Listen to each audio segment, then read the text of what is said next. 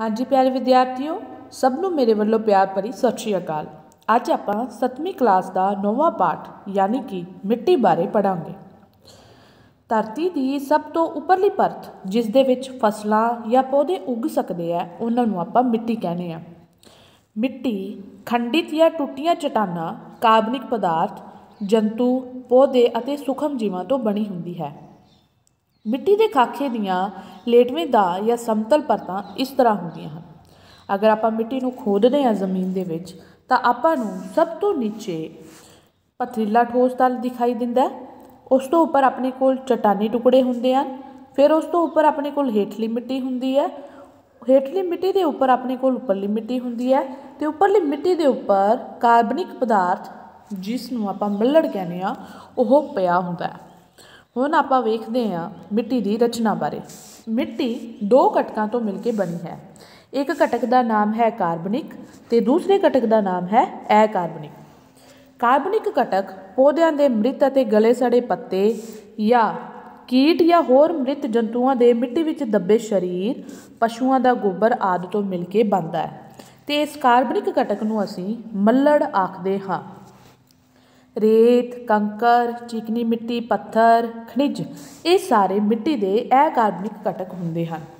जिस मिट्टी दे विच कार्बनिक अते अकार्बनिक पदार्थों का मिश्रण हुंदा है वह मिट्टी फसलों के लिए लाहेवंद हुंदी है।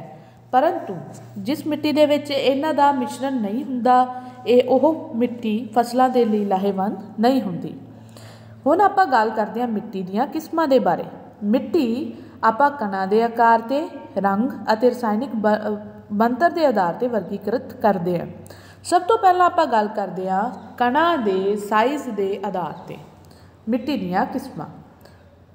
मिट्टी के कणां के आकार अते आधार पर मिट्टी चीकनी, रेतली अते पथरीली या दोमट हो सकती है। चीकनी मिट्टी दे विच मिट्टी के कणां का साइज़ बहुत ही छोटा हुंदा है। यह मिट्टी बहुत ही जल्दी चिकड़ दे विच बदल जाती है और यह मिट्टी के कण इन्ने छोटे होंदे हन कि शलीन या मलमल के कपड़े नूं भी आर पार जा सकते हैं।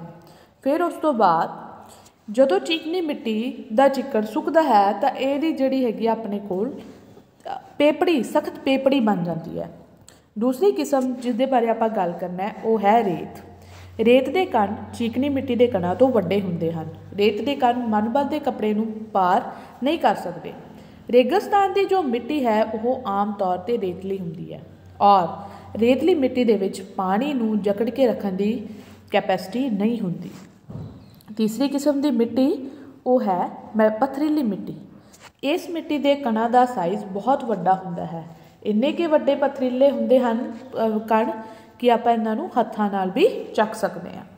चौथी मिट्टी है दोमट मिट्टी। दोमट मिट्टी फसलों के लिए सब तो उत्तम मिट्टी मनी जाती है क्योंकि इसके कणों का साइज़ रेतली मिट्टी अते चीकनी मिट्टी के विचकार दा हुंदा है। हुण अगर आपां गल करिए रसायनिक सुभाਅ के आधार पर मिट्टी दीयां किस्मां की गल तां अपने कोल मिट्टी 3 तरह की हुंदी है। एक हुंदी है तेजाबी मिट्टी, दूसरी हुंदी है खारी मिट्टी और तीसरी हुंदी है उदासीन मिट्टी।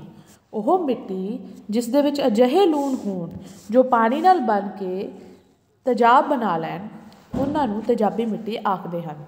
जे अजिही मिट्टी नूं विच आपां फसलां बीजनी है तां आपां नूं खारी रसायनिक खादां पाउणीਆਂ पैंदियां। रेतली मिट्टी की pH आम तौर पर 1 ਤੋਂ 6 हुंदी है। अगर आप गल करिए खारी मिट्टी की गल तो खारी मिट्टी के विच सोडियम, पोटाशियम ते मैगनीशियम आदि पाए जाते हैं जिन्हां करके यह मिट्टी पानी दे विच घुल के खाद बनाती है। अजिही मिट्टी के विच फसलां उगाउण दे लई आपां नूं अजिहियां रसायनिक खादां पाउणीਆਂ पैंदियां जो पानी नाल क्रिया करके तेजाबी हो जाण ते उदासीनकरण क्रिया करके उस मिट्टी की जो एल्केलाइन pH है उन्होंने बदल सकन। खारी मिट्टी की pH 8 ਤੋਂ 14 होंदी है। जो रसायनिक गुणों के आधार पर उत्तम मिट्टी है वह मिट्टी है उदासीन मिट्टी।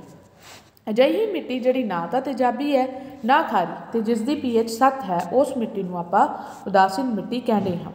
और इस मिट्टी दे विच आपां रूड़ी खाद या मिश्रित खाद वरत सकते हैं। कुछ क्रियावां ने बच्चों जो कि आपां अपनी upcoming videos they which perform करांगे।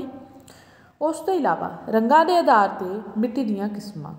ਰੰਗ ਦੇ ਆਧਾਰ 'ਤੇ ਆਪਣੇ ਕੋਲ ਮਿੱਟੀ ਸਫੈਦ ਹੋ ਸਕਦੀ ਹੈ, ਲਾਲ ਹੋ ਸਕਦੀ ਹੈ ਅਤੇ ਕਾਲੀ ਹੋ ਸਕਦੀ ਹੈ। ਸਫੈਦ ਮਿੱਟੀ ਦੇ ਵਿੱਚ ਕਾਰਬਨਿਕ ਪਦਾਰਥ ਬਿਲਕੁਲ ਨਹੀਂ ਹੁੰਦੇ ਅਤੇ ਇਹ ਮਿੱਟੀ ਬਿਲਕੁਲ ਵੀ ਉਪਜਾਊ ਨਹੀਂ ਹੁੰਦੀ।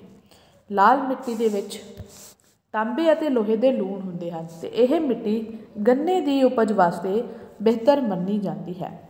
ਜੋ ਕਾਲੀ ਮਿੱਟੀ ਹੈ ਉਹਦੇ ਵਿੱਚ ਆਇਰਨ ਅਤੇ ਐਲੂਮੀਨੀਅਮ ਦੇ ਤੱਤ ਪਾਏ ਜਾਂਦੇ ਹਨ, ਜਿਸ ਕਰਕੇ ਇਹ ਮਿੱਟੀ ਕਪਾਹ ਦੇ ਲਈ ਸਭ ਤੋਂ ਲਾਹੇਵੰਦ ਮੰਨੀ ਜਾਂਦੀ ਹੈ। ਹੁਣ ਅਗਰ ਆਪਾਂ ਅੱਗੇ ਗੱਲ ਕਰੀਏ ਤਾਂ ਮਿੱਟੀ ਦੇ ਵਿੱਚ ਹਵਾ ਵੀ ਮੌਜੂਦ ਹੈ, ਮਿੱਟੀ ਦੇ ਵਿੱਚ ਨਮੀ ਵੀ ਮੌਜੂਦ ਹੈ। ਇਹ ਸਾਰੀਆਂ ਚੀਜ਼ਾਂ ਆਪਾਂ ਕਿਰਿਆਵਾਂ ਦੇ ਦੌਰਾਨ ਦਿਖਾਵਾਂਗੇ। ਹੁਣ ਆਪਾਂ ਗੱਲ ਕਰਦੇ ਹਾਂ ਮਿੱਟੀ ਅਤੇ ਫਸਲਾਂ। ਆਪਾਂ ਨੂੰ ਪਤਾ ਹੈ ਧਰਤੀ ਦੇ ਭਾਰਤ ਦੇ ਵੱਖ-ਵੱਖ ਖੇਤਰਾਂ ਦੇ ਵਿੱਚ ਵੱਖ-ਵੱਖ ਕਿਸਮ ਦੀ ਮਿੱਟੀ ਪਾਈ ਜਾਂਦੀ ਹੈ ਅਤੇ ਵੱਖ-ਵੱਖ ਕਿਸਮ ਦੀ ਮਿੱਟੀ ਦੇ ਵਿੱਚ ਵੱਖ-ਵੱਖ ਤਰ੍ਹਾਂ ਦੇ ਪੋਸ਼ਕ ਤੱਤ, ਕਾਰਬਨਿਕ ਪਦਾਰਥ ਅਤੇ ਅਕਾਰਬਨਿਕ ਪਦਾਰਥ ਮਿਲਦੇ ਹਨ। ਜਿੱਦਾਂ ਭਾਰਤ ਦੇ ਪੱਛਮੀ ਰਾਜ ਰਾਜਸਥਾਨ ਅਤੇ ਗੁਜਰਾਤ ਦੇ ਵਿੱਚ ਮਿੱਟੀ ਰੇਤਲੀ ਹੁੰਦੀ ਹੈ, ਪਰ ਪੋਸ਼ਕ ਤੱਤ ਵੀ ਇੱਥੇ ਵਧੇਰੇ ਮਾਤਰਾ ਦੇ ਵਿੱਚ ਹੁੰਦੇ ਹਨ। ਇਸ ਕਰਕੇ ਰਾਜਸਥਾਨ ਅਤੇ ਗੁਜਰਾਤ ਦੇ ਵਿੱਚ ਬਾਜਰਾ, ਮੂੰਗਫਲੀ, ਤੇਲਬੀਜ ਆਦਿ ਫਸਲਾਂ ਉਗਦੀਆਂ ਹਨ। ਕੁਝ ਫਸਲਾਂ ਦੋਮਟ ਮਿੱਟੀ ਦੇ ਵਿੱਚ ਵਧੀਆ ਉਗਦੀਆਂ ਅਤੇ ਕੁਝ ਫਸਲਾਂ ਚੀਕਣੀ ਮਿੱਟੀ ਦੇ ਵਿੱਚ ਵਧੀਆ ਉਗਦੀਆਂ। ਕੁਝ ਫਸਲਾਂ ਰੇਤਲੀ ਮਿੱਟੀ ਦੇ ਵਿੱਚ ਵੀ ਅੱਛੀਆਂ ਉਗ ਸਕਦੀਆਂ ਹਨ। ਪੰਜਾਬ ਅਤੇ ਹਰਿਆਣਾ ਦੀ ਮਿੱਟੀ ਚੀਕਣੀ ਅਤੇ ਦੋਮਟ ਮਿੱਟੀ ਹੈ, ਇਸ ਲਈ ਇੱਥੇ ਕਣਕ, ਮੱਕੀ, ਝੋਨਾ ਆਦਿ ਵਧੇਰੇ ਉਗਦੇ ਹਨ। ਉੱਤਰ ਪ੍ਰਦੇਸ਼ ਅਤੇ ਮੱਧ ਪ੍ਰਦੇਸ਼ ਦੀ ਮਿੱਟੀ ਦਾਲਾਂ ਉਗਾਉਣ ਲਈ ਢੁਕਵੀਂ ਹੈ। ਤਾਂ ਇਹ ਤੁਸੀਂ ਸਪੈਸੀਫਿਕਲੀ ਯਾਦ ਰੱਖੋਗੇ ਵੀ ਕਿਸ ਮਿੱਟੀ ਦੇ ਵਿੱਚ ਕਿਹੜੀ ਫਸਲ ਗਰੋ ਕਰ ਸਕਦੀ ਹੈ। ਅਸਾਮ, ਪੱਛਮੀ ਬੰਗਾਲ ਅਤੇ ਹਿਮਾਚਲ ਪ੍ਰਦੇਸ਼ ਦੇ ਵਿੱਚ ਚਾਹ ਦੇ ਪੌਦੇ ਉਗਾਏ ਜਾਂਦੇ ਹਨ, ਕਿਉਂਕਿ ਇੱਥੋਂ ਦੀ ਮਿੱਟੀ ਚਾਹ ਦੇ ਲਈ ਢੁਕਵੀਂ ਹੈ ਅਤੇ ਇਸ ਮਿੱਟੀ ਦੇ ਵਿੱਚ ਪਰਬਤੀ ਇਲਾਕਾ ਹੋਣ ਕਰਕੇ ਇਸ ਮਿੱਟੀ ਦੇ ਵਿੱਚ ਪਾਣੀ ਖੜ੍ਹ ਨਹੀਂ ਸਕਦਾ, ਤਾਂ ਆਪਣੇ ਕੋਲ ਚਾਹ ਜਿਹੜੀ ਹੈਗੀ ਹੈ ਬਹੁਤ ਆਸਾਨੀ ਨਾਲ ਉਗਾਈ ਜਾ ਸਕਦੀ ਹੈ। ਅਗਰ ਗੱਲ ਕਰੀਏ ਭਾਰਤ ਦੇ ਸਟੇਟ ਕੇਰਲ, ਕਰਨਾਟਕ, ਪੱਛਮੀ ਬੰਗਾਲ, ਉੜੀਸਾ, ਤੇਲੰਗਾਨਾ ਦੇ ਤਟੀ ਖੇਤਰਾਂ ਦੀ, ਤਾਂ ਇਹ ਮਿੱਟੀ ਚੌਲਾਂ ਦੇ ਲਈ ਢੁਕਵੀਂ ਹੈ। ਇਸ ਮਿੱਟੀ ਵਿੱਚ ਪਾਣੀ ਦੇ ਰਿਸਣ ਦੀ ਦਰ ਘੱਟ ਹੁੰਦੀ ਹੈ। ਗੁਜਰਾਤ, ਮਹਾਰਾਸ਼ਟਰ, ਪੰਜਾਬ ਅਤੇ ਹਰਿਆਣਾ ਦੇ ਕੁਝ ਜ਼ਿਲ੍ਹਿਆਂ ਦੇ ਵਿੱਚ ਕਾਲੀ ਮਿੱਟੀ ਜੋ ਕਿ ਕਪਾਹ ਦੀ ਫਸਲ ਦੇ ਲਈ ਢੁਕਵੀਂ ਹੈ। ਮਹਾਰਾਸ਼ਟਰ ਦੇ ਪੂਰਬੀ ਜ਼ਿਲ੍ਹਿਆਂ ਦੀ ਮਿੱਟੀ ਵਿੱਚ ਗੰਧਕ ਯਾਨੀ ਕਿ ਸਲਫਰ ਦੀ ਮਾਤਰਾ ਵੱਧ ਹੁੰਦੀ ਹੈ ਅਤੇ ਇਹ ਮਿੱਟੀ ਪਿਆਜ਼ ਦੀ ਫਸਲ ਦੇ ਲਈ ਵਧੀਆ ਮੰਨੀ ਜਾਂਦੀ ਹੈ। ਇਹਦਾ ਮਤਲਬ ਕਿ ਮਹਾਰਾਸ਼ਟਰ ਦੇ ਪੂਰਬੀ ਜ਼ਿਲ੍ਹਿਆਂ ਦੇ ਵਿੱਚ ਪਿਆਜ਼ ਦੀ ਜੋ ਉਪਜਾਊ ਹੈ ਉਹ ਜ਼ਿਆਦਾ ਹੈ। ਹੁਣ ਆਪਾਂ ਮਿੱਟੀ ਨੂੰ ਉਪਜਾਊ ਬਣਾਉਣ ਦੇ ਲਈ ਕੀ ਕਰ ਸਕਦੇ ਹਾਂ? ਆਪਾਂ ਨੂੰ ਮਿੱਟੀ ਨੂੰ ਉਪਜਾਊ ਬਣਾਉਣ ਦੇ ਲਈ ਉਹਦੇ ਵਿੱਚ ਰੂੜੀ ਖਾਦ ਪਾ ਸਕਦੇ ਹਾਂ। ਰੂੜੀ ਖਾਦ ਆਪਾਂ ਨੂੰ ਪਤਾ ਹੈ ਗੋਹਾ, ਰੂੜੀ ਖਾਦ ਇਹਨਾਂ ਤੋਂ ਮਿਲ ਕੇ ਬਣੀ ਹੁੰਦੀ ਹੈ ਅਤੇ ਇਹ ਕਾਰਬਨਿਕ ਪਦਾਰਥ ਹੁੰਦੇ ਹਨ। ਇਸ ਤੋਂ ਇਲਾਵਾ ਨਦੀਆਂ ਕੰਢੇ ਮਿੱਟੀ ਦਾ ਵਿਛਣਾ। ਨਦੀਆਂ ਆਪਣੇ ਨਾਲ ਕਈ ਖਣਿਜ ਪਦਾਰਥ ਅਤੇ ਪੋਸ਼ਕ ਤੱਤ ਵਹਾ ਲਿਆਉਂਦੀਆਂ ਹਨ। ਮੈਦਾਨੀ ਖੇਤਰਾਂ ਵਿੱਚ ਨਦੀਆਂ ਦੇ ਕੰਢਿਆਂ 'ਤੇ ਵਿਛਾ ਦਿੰਦੀਆਂ ਹਨ। ਇਸ ਨਾਲ ਮਿੱਟੀ ਦਾ ਉਪਜਾਊ ਨਿਰਮਾਣ ਹੁੰਦਾ ਹੈ। ਕੁਦਰਤੀ ਬਨਸਪਤੀ। ਕੁਝ ਬਨਸਪਤੀ ਇੱਦਾਂ ਦੀ ਹੁੰਦੀ ਹੈ ਜੋ ਮਿੱਟੀ ਦੇ ਵਿੱਚ ਉਪਜਾਊ ਸ਼ਕਤੀ ਨੂੰ ਲੈ ਕੇ ਆਉਂਦੀ ਹੈ, ਜਿਸ ਤਰ੍ਹਾਂ ਕਿ ਕੁਝ ਪੌਦੇ ਇਹੋ ਜਿਹੇ ਨੇ ਜੋ ਨਾਈਟ੍ਰੋਜਨ ਦਾ ਸਥਿਰੀਕਰਨ ਕਰਦੇ ਹਨ। ਤਾਂ ਅਜਿਹੇ ਪੌਦੇ ਜਾਂ ਕੁਦਰਤੀ ਬਨਸਪਤੀ ਜੋ ਮਿੱਟੀ ਨੂੰ ਉਪਜਾਊ ਬਣਾਏ, ਉਹਨਾਂ ਬਨਸਪਤੀ ਦੀ ਵਰਤੋਂ ਕਰਕੇ ਆਪਾਂ ਮਿੱਟੀ ਨੂੰ ਉਪਜਾਊ ਬਣਾ ਸਕਦੇ ਹਾਂ। ਫਸਲਾਂ ਦੀ ਅਦਲਾ ਬਦਲੀ। ਇਹ ਵੀ ਇੱਕ ਖਾਸ ਜ਼ਰੂਰਤ ਹੈ ਵੀ ਜਦੋਂ ਆਪਾਂ ਫਸਲਾਂ ਦੀ ਅਦਲਾ ਬਦਲੀ ਕਰਦੇ ਹਾਂ ਤਾਂ ਮਿੱਟੀ ਵੀ ਉਪਜਾਊ ਰਹਿੰਦੀ ਹੈ। ਹੁਣ ਅਗਰ ਆਪਾਂ ਗੱਲ ਕਰੀਏ ਮਿੱਟੀ ਦੇ ਉਪਯੋਗ, ਤਾਂ ਮਿੱਟੀ ਬਿਨਾਂ ਦਰਖਤ ਜਿਹੜੇ ਹੈਗੇ ਆ ਉਹ ਖੜ੍ਹੇ ਨਹੀਂ ਰਹਿ ਸਕਦੇ। ਇਹ ਪੋਸ਼ਕ ਤੱਤਾਂ ਨਾਲ ਭਰਪੂਰ ਹੁੰਦੀ ਹੈ, ਜਿਸ ਕਰਕੇ ਫਸਲਾਂ ਉੱਗ ਸਕਦੀਆਂ। ਮਿੱਟੀ ਦੀ ਵਰਤੋਂ ਇੱਟਾਂ ਬਣਾਉਣ ਦੇ ਲਈ ਕੀਤੀ ਜਾਂਦੀ ਹੈ। ਚੀਕਣੀ ਮਿੱਟੀ ਦੀ ਵਰਤੋਂ ਸੀਮਟ ਤਿਆਰ ਕਰਨ ਦੇ ਲਈ ਕੀਤੀ ਜਾਂਦੀ ਹੈ। ਰੇਤ ਨੂੰ ਸੀਮਟ ਬਜਰੀ ਵਿੱਚ ਰਲਾ ਕੇ ਘਰਾਂ, ਸੜਕਾਂ, ਪੁਲ, ਫੈਕਟਰੀਆਂ ਆਦਿ ਦਾ ਨਿਰਮਾਣ ਕੀਤਾ ਜਾਂਦਾ ਹੈ। ਬਹੁਤ ਬਰੀਕ ਚੀਕਣੀ ਮਿੱਟੀ ਦੀ ਵਰਤੋਂ ਮਿੱਟੀ ਦੇ ਭਾਂਡੇ ਬਣਾਉਣ ਲਈ ਵੀ ਕੀਤੀ ਜਾਂਦੀ ਹੈ। ਮਿੱਟੀ ਦੀ ਵਰਤੋਂ ਨਦੀਆਂ, ਪਹਾੜੀ, ਨਾਲਿਆਂ ਉੱਪਰ ਬੰਨ੍ਹ ਜਾਂ ਡੈਮ ਬਣਾਉਣ ਲਈ ਵੀ ਕੀਤੀ ਜਾਂਦੀ ਹੈ। ਹੁਣ ਅਗਰ ਗੱਲ ਕਰੀਏ ਭੂ ਖੋਰ।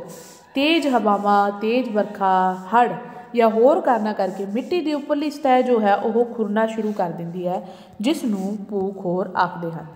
ਭੂ ਖੋਰ ਦੇ ਲਈ ਹੜ੍ਹ, ਹਨੇਰੀ, ਜੰਗਲਾਂ ਦੀ ਕਟਾਈ, ਵੱਧ ਚਰਾਉਣਾ ਜਾਂ ਖਾਨ ਖੁਦਣਾ, ਇਹ ਸਾਰੇ ਇੱਕ ਜ਼ਿੰਮੇਵਾਰ ਕਾਰਕ ਹਨ। ਭੂ ਖੋਰ ਨੂੰ ਰੋਕਣ ਦੇ ਲਈ ਸਾਨੂੰ ਵੱਧ ਤੋਂ ਵੱਧ ਜੰਗਲ ਤਿਆਰ ਕਰਨੇ ਪੈਣੇ ਹੈ। ਵੱਧ ਤੋਂ ਵੱਧ ਸਾਨੂੰ ਪੌਦੇ ਲਗਾਉਣੇ ਪੈਣੇ ਹੈ। ਖਾਣਾ ਦੀ ਨਿਯੰਤਰ ਖੁਦਾਈ ਨੂੰ ਰੋਕਣਾ ਪੈਣਾ ਹੈ ਤਾਂ ਜੋ ਪੋਖੋਰ ਨੂੰ ਰੋਕਿਆ ਜਾ ਸਕੇ। ਅਦਲਾ ਬਦਲੀ ਕਰਕੇ ਪਸ਼ੂਆਂ ਨੂੰ ਚਰਾਉਣਾ ਚਾਹੀਦਾ ਹੈ। ਇੱਕ ਹੀ ਥਾਂ 'ਤੇ ਅਗਰ ਪਸ਼ੂ ਚਰਨਗੇ ਤਾਂ ਉਹ ਮਿੱਟੀ ਦੇ ਜੋ ਜਕੜਤਾ ਹੈ ਉਹਨੂੰ ਉਹ ਖਤਮ ਕਰਨਗੇ।